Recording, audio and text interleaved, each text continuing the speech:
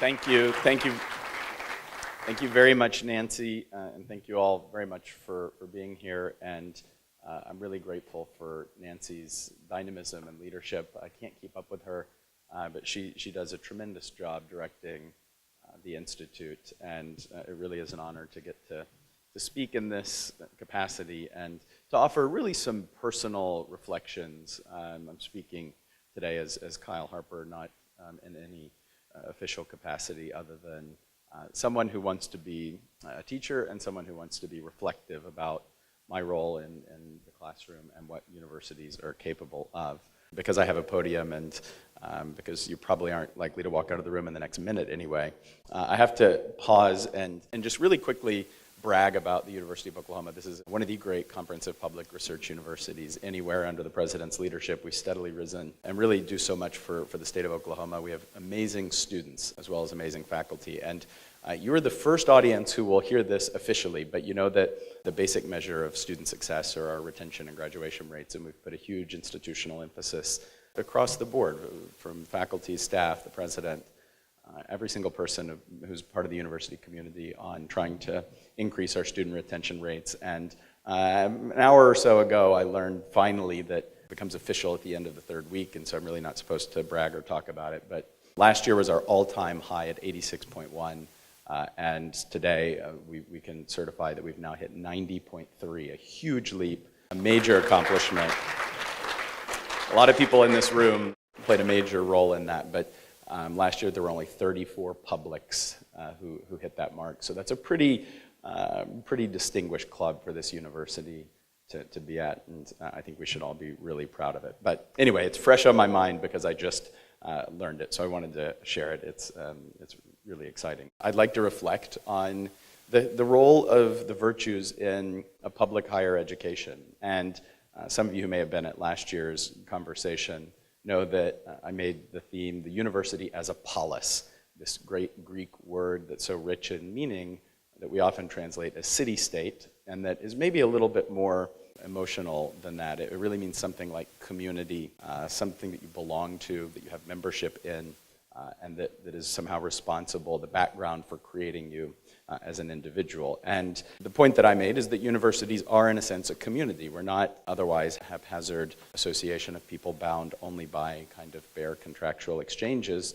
We're a kind of community that has a deeper and I think more purposeful existence. And I suggested that one way to think about the university is that it's a community, an academic and intellectual community that exists to help us seek the common good and to do it in a particularly intellectual way, but I think more than that as well. I want to build on that today to think a little bit about, I think a related question is can civic virtue be taught? And we live in a moment in higher education, and I think I feel it certainly in a role as a leader within an institution of higher education, but I think it's something that would be recognizable to everyone in this room, faculty, staff, students. And I think that we would even admit has become a kind of public question or a public problem. There's a lot of anxiety about the role of education in our society as a conduit of opportunity, as an institution in the fabric of our public sphere. In a lot of ways, we feel like we have democratized the entry of higher education, but yet it somehow remains an institution that serves to, at times, reinforce the social hierarchies that exist in the world. And I think you could say that in some ways, even more profoundly or fundamentally, that even as the entry to institutions of higher education has been democratized, opened up in ways that are altogether positive, even more fundamentally problematic is in some ways I think we've removed democracy from our thinking about the ends of an education. It's something that's talked about more than realized, that universities exist to help establish thriving democratic polities.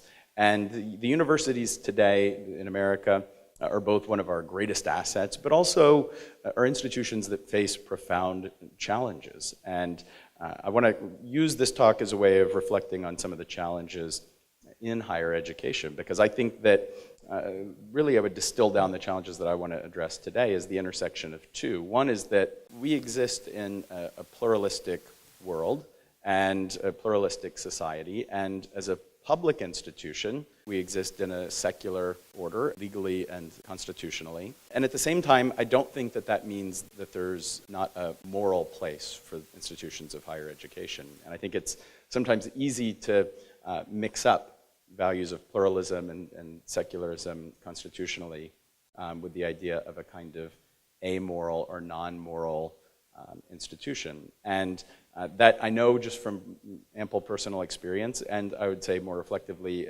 being involved in the establishment of this institute, it sometimes unsettles people when you talk about education for the virtues. People will say things like, can a public university do that?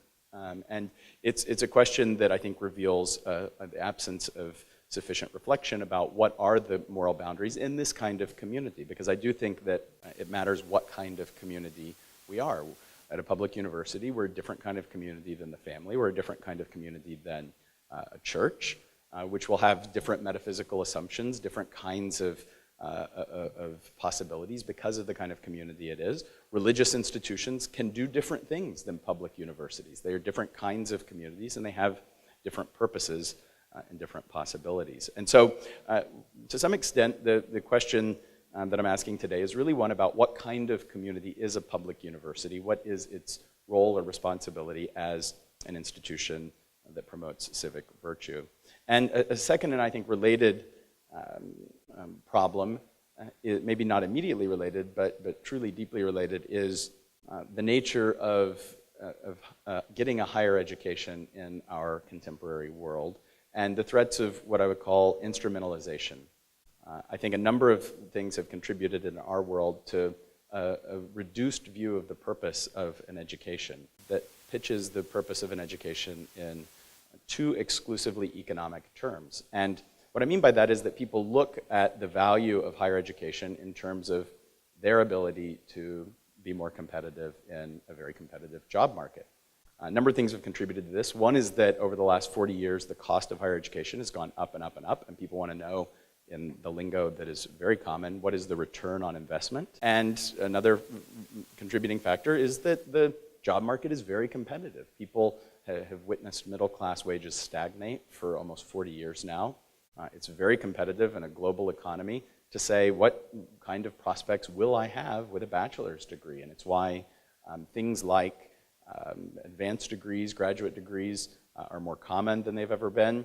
And even in the last 10 or 15 years, I think some more subtle changes about the ways that students and their parents think about education in more instrumental terms, that I need to choose a major because that's going to determine what jobs I get. And I always think that one of the most mistaken notions about the way to approach an undergraduate education is that your major will determine what job you get.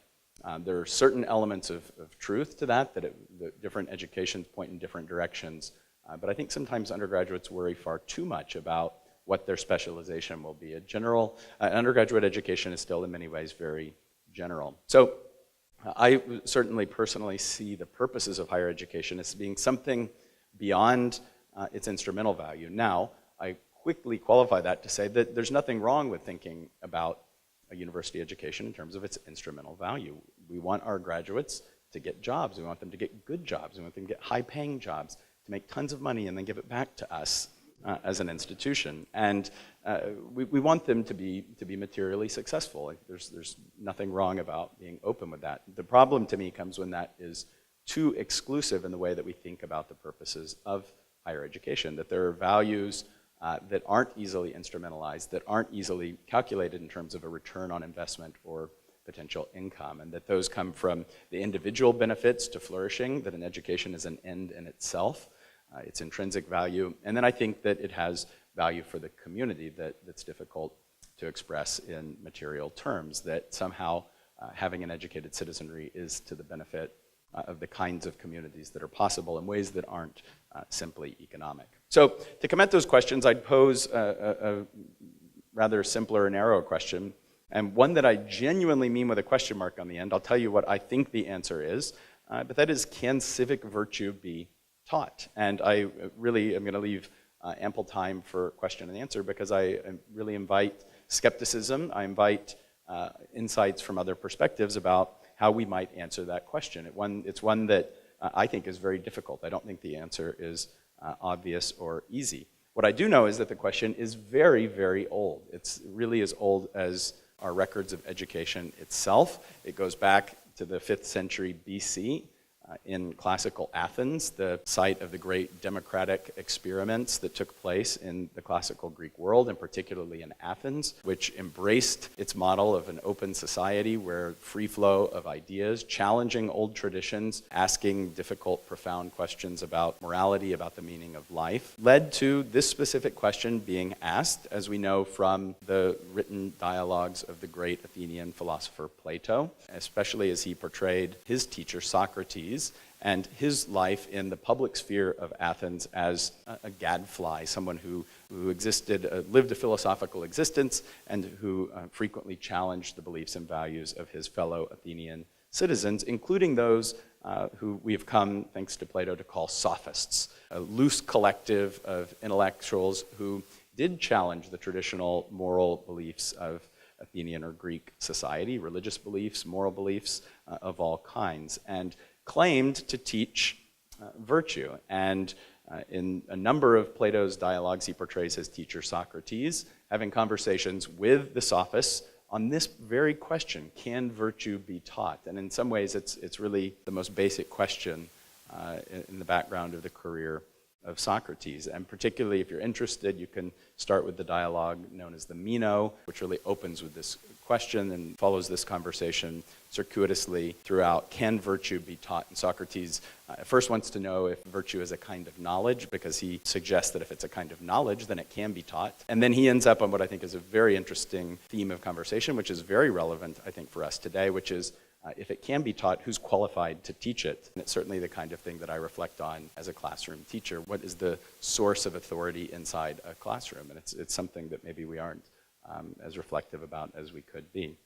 Now, a few things are worth clarifying, that when Socrates, Plato are talking about the word that we're using, virtue, they're thinking with the Greek word arete. And virtue is an English word. It comes from the Latin virtus, which really derives from the concept of manliness, but has a deeper sense of willingness to sacrifice, almost courage. It's a battlefield virtue. It's willingness to hold one's place in line, to sacrifice for the greater good, and comes into English that way. But the Greek word that they're using, if we can think with the Greeks for just a minute, as I think is often valuable, is arete, and it means excellence. When Socrates and the sophists are talking about whether virtue can be taught, what they're asking really is, can excellence be taught? Can you teach someone to be an excellent human being? It's easier in English to hear it if we say, could you teach someone to be a good person? And that really does kind of capture the moral layer of meaning to that in the Greek. Can you teach someone to be a good person? What makes someone a good person? It's a hard question, and it was a hard question then, and it's a hard question now. And I want to focus that discussion not to speak entirely broadly of can virtue be taught, but can civic virtue be taught? Because if virtues are character traits, then I would say that civic virtues are the kinds of character traits that are characteristic of being a citizen. A Kiwis is a citizen. Civic virtue is the virtues of a citizen. And civic virtue are the kinds of character traits that we might say are proper to life in a community, the kind of character traits that you need as an individual in a community to flourish. And so I'll just make 3 suggestions and then leave time for question and answer. And I believe that all of these are correct, but I'm very open to debate. One is that I think this is an urgent question. Not only is it a timeless question, but I think in the contemporary world that we inhabit, this is a question that we aren't asking enough. And so one thing I would like to do in having a microphone and a podium is to suggest that we ought to talk more about whether civic virtue can be taught, that it really is somehow fundamental, but also a very timely question. And it's timely for another number of reasons. One is that we live in a world where cynicism and pessimism, particularly in the US, are at alarming and in many ways unprecedented levels. Cynicism is a disbelief in the effective functioning of a community's institutions, and I think it requires little suggestion to say that we do live in a world that is highly cynical, and I think particularly if you're in the classroom, that you can feel in the millennials a certain cynicism towards certain kinds of institutions. And one of the most distinctive characteristics of this generation of students is a cynicism towards electoral politics. Studies show that contemporary undergraduates are less likely to aim for a career in electoral politics than any since these measurements have been taken. That doesn't mean that they're not public-spirited, that they're not community-oriented, because in many ways they are, more so than generations in the past. They have a greater enthusiasm for other kinds of institutions, for nonprofit organizations, for community foundations, and so on. And so it's interesting to me that even as kind of intermediate communities seem worthy of our optimism, that the kind of electoral politics that we're surrounded by deserve a kind of cynicism. And I'm not saying that that's justified or unjustified. In fact, I think in many ways that cynicism might be considered entirely rational. But I think nonetheless that it makes the question of whether civic virtue can be taught an urgent one. We also know that we live in a world that's more pessimistic than any since these measures have been taken in the United States. That if you ask Americans today whether or not they believe their children will be better off than they were, for the first time, the majority of Americans say no. There's, I think, a deep negative feeling about the direction of our community, and partly that's driven, of course, by economics and stagnation of middle-class wages. But it also, I think, derives from the kind of basic cynicism that we have towards our institutions. And I could give other reasons why I think it's an urgent question, but I would say cynicism and pessimism are among the two most important, because disbelief in the value of the kinds of institutions that we inhabit is problematic, and civic virtue, I would argue, is a kind of antidote. The second claim I'd like to suggest is that public higher education has an important role to play.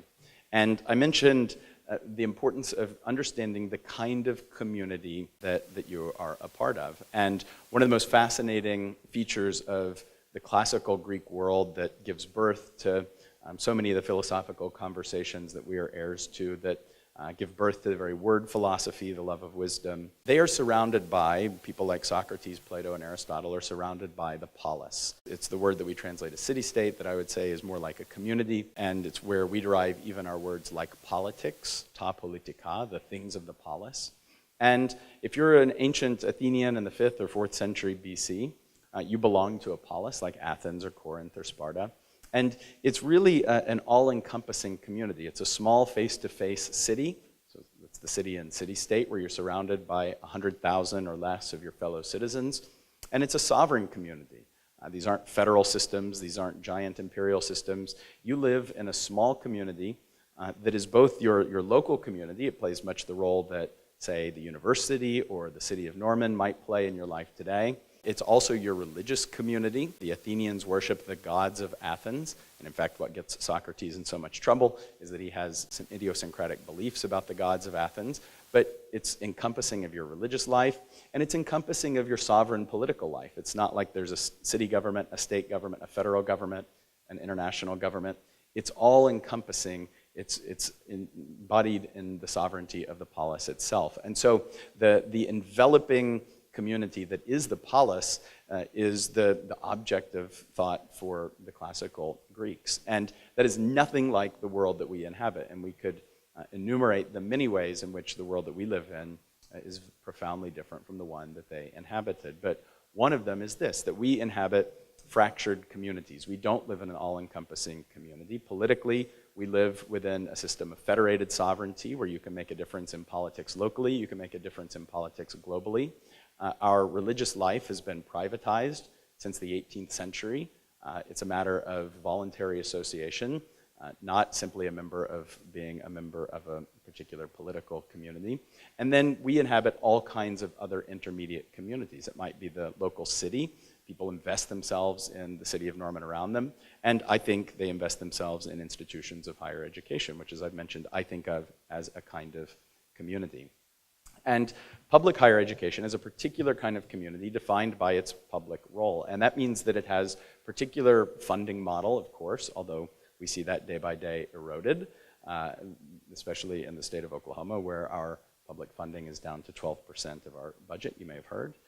But it's public in even more profound ways. It's an institution that's created by the state government and is done so with an explicitly public mission. And so public institutions are created with particular purposes. And I think even though we were founded 126 years ago, we still carry with us some of that original purpose in our founding that defines the, I would even say, moral mission of a university. And it's embodied in various charters and various contracts. It's embodied in various symbols. If you look at the seal of the university, I love to quote it because it's in Latin, Kiwi et re publicae, it says, for the citizen and for the country. And it embodies the idea of the public university existing on behalf of training citizens and existing for the betterment, for the flourishing of the country as a whole. And so embodied in the nature of the kind of institution we are is a certain kind of purpose, which is, I think, to train citizens and to play a role within the public sphere. And so when we've had conversations among the many different faculty that are involved in the Institute for the Study of Human Flourishing, there are different ways to think about civic virtue, certainly, and everyone involved thinks a little bit differently about it. And there are different things that we might describe as civic virtues, but we, at least as a hypothesis, start with the suggestion that three in particular are appropriate to the public university: virtues of civility, virtues of fairness, and virtues of compassion. And that those aren't arbitrary, and that those are somehow embedded in the boundaries, in the very nature of the kind of institution that a public university is. And that part of the responsibility of a public university is to help its students, and indeed its faculty and staff, to develop these kinds of virtues. I think that we can defend that public higher education does have an important role to play in cultivating certain civic virtues. Third, and the final point that I'll make, is that the most basic things that universities do might be considered creating and transmitting knowledge, particularly at a research university. There are different kinds of institutions of higher education. There are liberal arts universities that may not expect their faculty to be researchers. But we at the University of Oklahoma are a type of university that is a research university. Our faculty spend a great deal of their time in research, in pushing forward the frontiers of knowledge and creating new knowledge. It's part of who we are and what we do at a public research university. I think all universities, to a certain extent, transmit knowledge. This isn't just transmitting information, it's transmitting mastery of knowledge. Sometimes it's easy, sometimes it's very hard, and there are sometimes a very limited number of people who can comprehend and help transmit comprehensions of certain kinds of knowledge. And we transmit skills. I think one of the most important things that universities do is help students develop critical thinking skills, critical reasoning skills, skills of communication, becoming better writers, becoming better speakers. Those are all important and worthy things that institutions of higher education do. But I think that often implicitly or unreflectively, universities do more than that. Universities can, should, and I think often, but not always do, cultivate virtuous habits and orientations. And I'll just say something briefly about each of those and what I mean by them. One is that universities can and should cultivate virtuous habits. And so in classrooms, we might confront students with forms of human difference, with different beliefs and values than those that they have become accustomed to, and help train them to respond to those in ways that we might think of as virtuous. There are different ways to respond to challenging ideas and challenging ideologies, and I think we could defend the view that some of them are more virtuous than others. And civility being an example of, I think, a civic virtue that we can help train virtuous habits. There are certain ways of training reactions of thought and expression that we do very often in all kinds of classrooms, in all kinds of domains. And it might be different in an engineering class and a political science class, but some of them might be more what we call intellectual virtues, but some of them are what we would call civic virtues. And by giving students opportunities to practice certain kinds of habits, that we are in effect training them to be virtuous citizens. And I think it's intuitively acceptable to think that when a student comes in at 18, they might have certain habits of response to ideas or persons around them, and that when they go out as graduates, when they proudly hang the University of Oklahoma diploma on their wall, that they might have different kinds of habits in the way that they interact with other citizens. And we would hope that those would be more virtuous, and that is a proper role of a public university and within its capacities to achieve. And then last, and I think probably to me the most important point, is that universities can, should, and often do change students' deepest orientations. When students come to university at 18 and when they leave at 22 to 24-ish, they're different people. And they're different in the sense that they, of course, have different experiences, maybe different beliefs, maybe more knowledge and new skills. But I think even more profoundly than that, they have different desires. They have a different understanding of their self and their place in this community, but also in other kinds of communities, maybe their own religious communities, maybe their own national, nation-state communities. They have a different understanding of their place. I'm a historian, and so I think essential to a full understanding of oneself is a sense of the history of the kinds of communities that we inhabit. I think that in my own case, I couldn't fully understand who I am without understanding some of the history of Oklahoma, some of the history of the United States, and I would say even of the history of humanity. And that developing sense of the self and its full nature transforms what one wants to be. And going back to the point that I was making at the very beginning, that this is, in fact, the highest purpose of a higher education, is not to have the tools to achieve success in a competitive job market, but in fact to know why we want to be successful, to think about what success is and what it means to us individually. And at the same time, those experiences change our desires. And it's one of the most profound and subtle and maybe even uncontrolled things that happens over the course of a university education, that we deeply change what we are and what we want to be in the world. And again, speaking only from personal experience, but one that I know that would be shared, probably changing what needs to be changed by many people in this room, that when I went to university, I went to a very good local public university.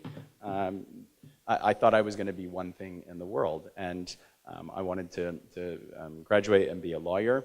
And I, of course, was luckily saved from that destiny. But it was because of experiences, above all, in the classroom. It was the effect that knowledge had on me as a human being and my deepest desires for what I wanted to be in life. And that is what happens at universities, I think, every day. I think it happens slowly and in unpredictable ways inside classrooms all over this campus and campuses everywhere. So I hope that that at least begins to convince you that it is part of the proper role of a public university to cultivate civic virtue, because ultimately the knowledge that you belong to communities, that your very being is constituted by the history and nature of those communities, and that knowledge may then lead you to think that you have certain responsibilities to others, is maybe the very grounds of all civic virtue. So I'll end with a quotation from the inimitable Max Fisher, a gentleman that we saw amassing his curriculum vitae to get into a great college, because I think Wes Anderson put some wise words in his young mouth. I guess you've just got to find something you love to do, and then do it for the rest of your life. For me, it's going to be Rushmore. I hope that all of our students find out how they want to finish that sentence as part of their education at the University of Oklahoma. Thank you very much.